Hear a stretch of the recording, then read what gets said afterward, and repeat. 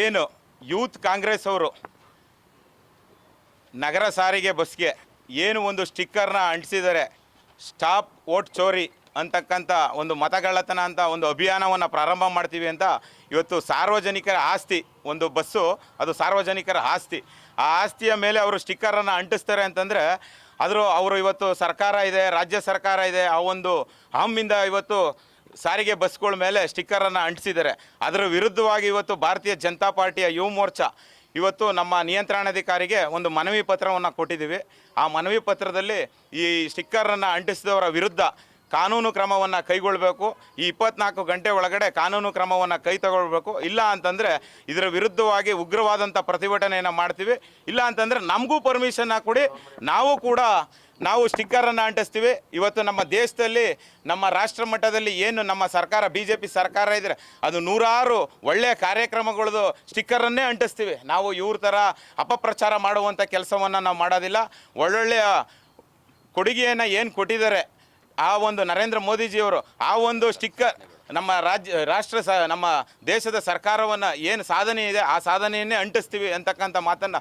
ಆಮೇಲೆ ಯೂತ್ ಕಾಂಗ್ರೆಸ್ ಅವರು ತಿಳ್ಕೋಬೇಕಾದದೆ ಇತಿಹಾಸದಲ್ಲಿ 1946ರಲ್ಲಿ ಕಾಂಗ್ರೆಸ್ ಸರ್ಕಾರ ಅವತ್ತು ಏನಿತ್ತು, ಜವಾಹರ್ಲಾಲ್ ನೆಹರು ಇರ್ಬೋದು, ಸರ್ದಾರ್ ವಲ್ಲಭಾಯ್ ಪಟೇಲ್ ಇರ್ಬೋದು, ಅವತ್ತು ಇದ್ದಂಥ 15 ಮತದಲ್ಲಿ 3 ಮತದಾನ ಮಾಡಲೇ ಇಲ್ಲ. 12 ಓಟ್ ಏನಿದೆ, 12 ಓಟು ಸರ್ದಾರ್ ವಲ್ಲಭಾಯ್ ಪಟೇಲ್ರ ಪರವಾಗಿ ಬರ್ತದೆ.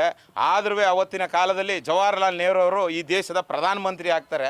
ಅವತ್ತೇ ಮತಗಳ್ಳತನ ಮಾಡಿ ಅವರು ಸರ್ಕಾರನ ಹಿಡಿದಿರ್ತಕ್ಕಂಥದ್ದು. ಅದಾದ ನಂತರ ಈ ದೇಶದ ಕಾನೂನನ್ನು, ಸಂವಿಧಾನವನ್ನು ಬರೆದಂಥ ಬಾಬಾ ಸಾಹೇಬ್ ಅಂಬೇಡ್ಕರ್ ಅವರ ಒಂದು ಚುನಾವಣೆಯಲ್ಲಿ 1952ರ ಚುನಾವಣೆ ಇರ್ಬೋದು, 1954ರ ಚುನಾವಣೆ ಇರ್ಬೋದು, ಅವರಲ್ಲಿ ಮತಗಳ್ಳತನ ಮಾಡಿ ಅವರ ವಿರುದ್ಧ ಅವರ ಪಕ್ಷವನ್ನು ಗೆಲ್ಲಿಸಿದ್ದಾರೆ. ಇದಾದ ನಂತರ 1971ರಲ್ಲಿ ಇಂದಿರಾ ಗಾಂಧಿಯವರು ಚುನಾವಣೆಯಲ್ಲಿ ಅವತ್ತು ಮತಗಳ್ಳತನ ಆಗಿದೆ ಅಂತ ಅವತ್ತು ಅವ್ರ ವಿರುದ್ಧವಾಗಿ ನಿಂತಿದ್ದಂಥ ಜನತಾ ಪಕ್ಷದ ಅಭ್ಯರ್ಥಿ ಕಾನೂನು ಹೋರಾಟ ಮಾಡಲಿಕ್ಕೆ ಅಹಮದಾಬಾದ್ ಕೋರ್ಟ್ಗೆ ಏನು ಹೋಗಿದ್ರು, ಆ ಕೋರ್ಟು ಅಲಹಾಬಾದ್ ಕೋರ್ಟಲ್ಲಿ ಏನು 1904 ವರ್ಷದ ನಂತರ ಕಾನೂನು ಹೋರಾಟದ ನಂತರ 1975ರಲ್ಲಿ ತೀರ್ಪು ಬರ್ತದೆ. ಆ ತೀರ್ಪಲ್ಲಿ ಇಂದಿರಾ ಗಾಂಧಿಯವರ ವಿರುದ್ಧವಾಗಿ ತೀರ್ಪು ಬರ್ತದೆ, ಮತಗಳ್ಳತನ ಮಾಡಿದ್ದಾರೆ ಅಂತ ತೀರ್ಪು ಬರ್ತದೆ. ಇದನ್ನು ಯೂತ್ ಕಾಂಗ್ರೆಸ್ ಅವರು ತಿಳ್ಕೋಬೇಕಾಗ್ತದೆ.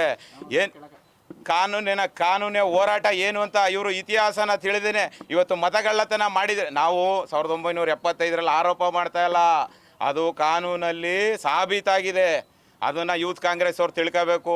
ರಾಷ್ಟ್ರೀಯ ನಾಯಕರು ಹೇಳಿದ್ರು ಅಂದ ತಕ್ಷಣ ಬಂದು ಸಾರಿಗೆ ಬಸ್ ಮೇಲೆ, ಸಾರ್ವಜನಿಕರ ಆಸ್ತಿಯ ಮೇಲೆ ಸ್ಟಿಕ್ಕರ್ ಅಂಟಿಸೋಂಥದ್ದು ದೊಡ್ಡ ಅಪರಾಧ. ಅದಕ್ಕೆ ಇವತ್ತು ನಮ್ಮ ನಿಯಂತ್ರಣಾಧಿಕಾರಿಗೆ ಮನವಿಯನ್ನು ಸಲ್ಲಿಸಿದ್ದೀವಿ.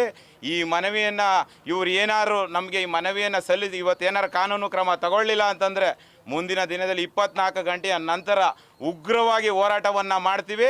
ನಾವು ಕೂಡ ಎಲ್ಲ ಬಸ್ಗಳಿಗೆ ನಾವು ಸ್ಟಿಕ್ಕರನ್ನು ಅಂಟಿಸ್ತೀವಿ. ನಮ್ಮ ದೇಶದ ಇವತ್ತು ಏನು BJP ಸರ್ಕಾರ ಇದೆ ಅದರ ಸಾಧನೆಯ ಕುರಿತು ನಾವು ಸ್ಟಿಕ್ಕರನ್ನು ಅಂಟಿಸ್ತೀವಿ ಅಂತಕ್ಕಂಥ ಮಾತನ್ನು ಹೇಳ್ತೀನಿ.